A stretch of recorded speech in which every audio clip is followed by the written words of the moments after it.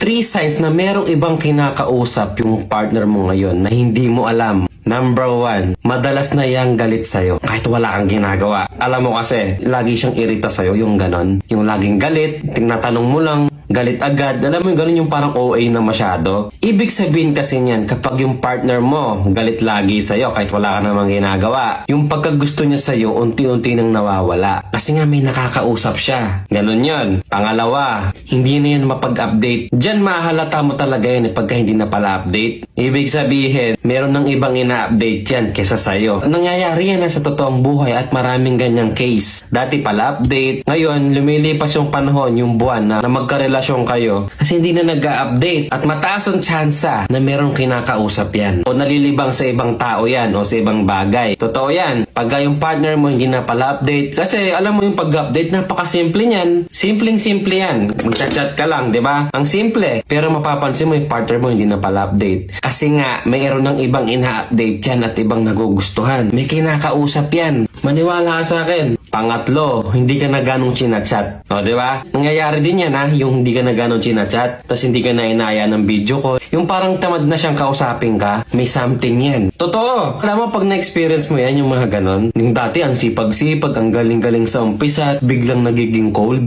Pagka ganon, pagtuunan mo ng pansin yan, wag mong iwalang bahala. Yung halimbawa, lagi nang irita sa'yo, hindi na pala update, hindi ka na ganong chinachat, dyan nagsisimula yan. Kumbaga, pinaparamdam niya sa'yo unti-unti na mawawala na siya. Huwag ka nagbubulag-bulagan pag may nararamdaman kang something, meron kang instinct na parang may mali. Kadalasan, totoo yun.